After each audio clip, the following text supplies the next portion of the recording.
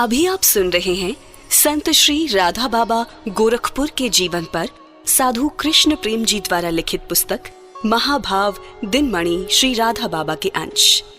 विप्लववादियों के मध्य ज्वलुक ज्वलुक विप्लव वहिन नगरे नगरे भस्महोक राक्षसेर स्वर्ण लंकापुरी।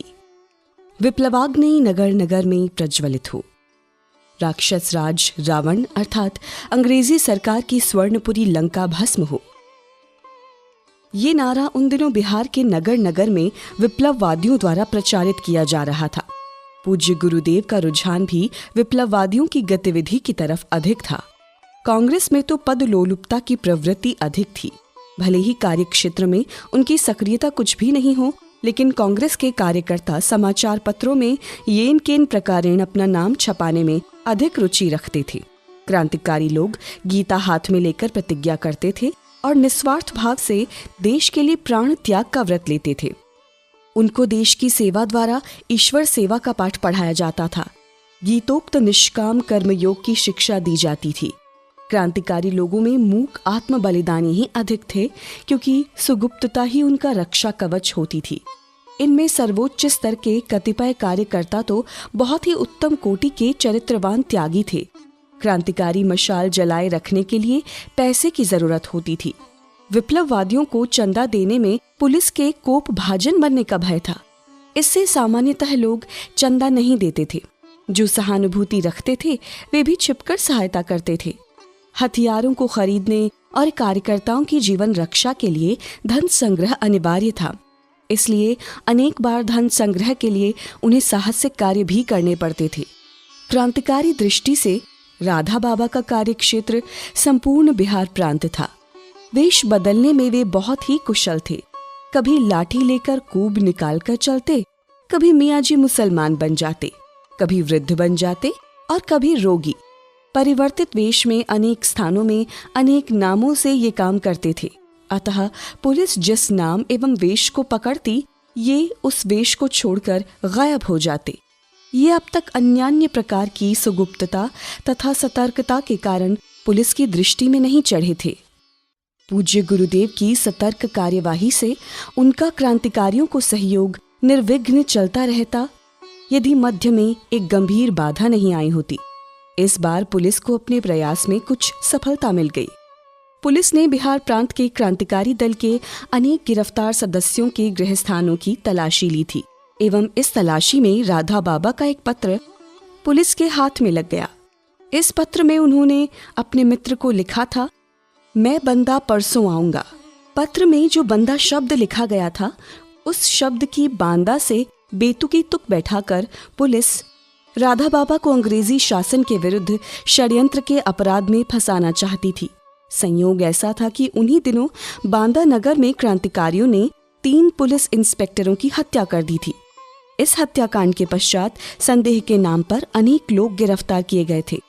जब उन गिरफ्तार लोगों को ये पता लगा कि पूज्य गुरुदेव का पत्र उनके हाथ से पुलिस के हाथ पड़ गया है, तो इस बात की सूचना देने के लिए उन्होंने एक व्यक्ति को राधा बाबा के घर फकरपुर भेजा।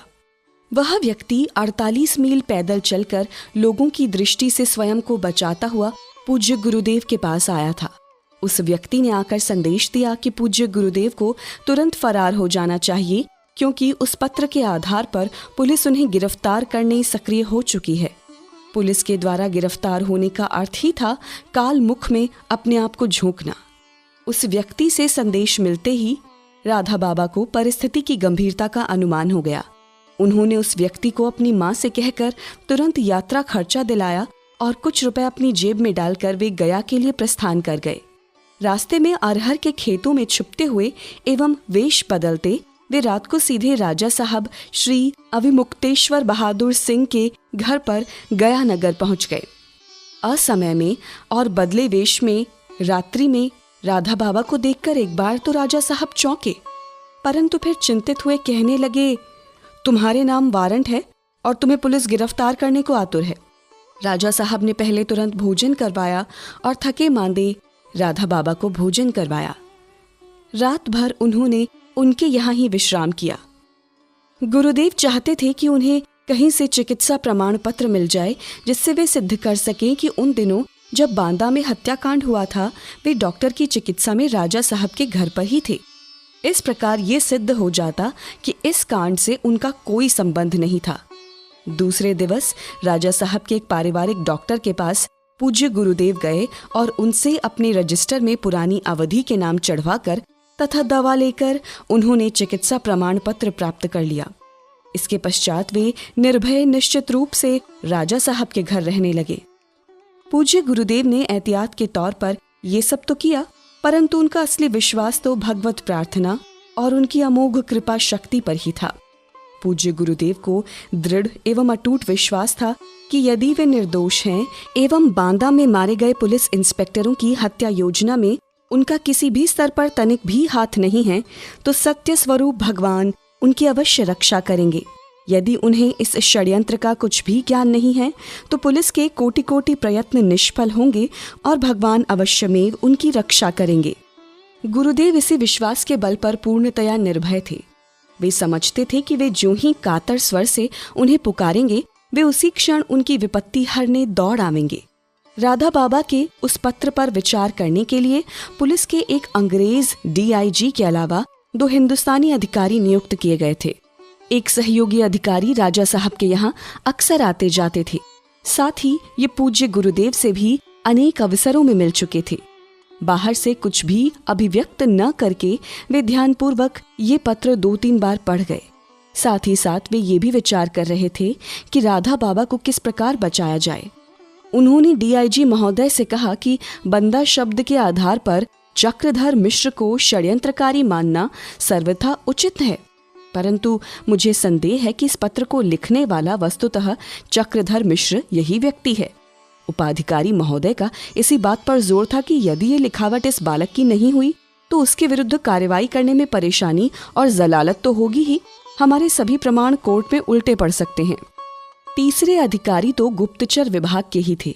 वे अपने विभाग द्वारा लगाया गया आरोप पूर्णतः स्थापित करने के पक्ष में थे, परंतु सर्वोच्च DIG महोदय ने यही निश्चय किया कि ये पत्र पहले लिखावट विशेषज्ञ के पास भेजा जाए और उसकी रिपोर्ट के आधार पर ही आगे की कार्रवाई की जाए।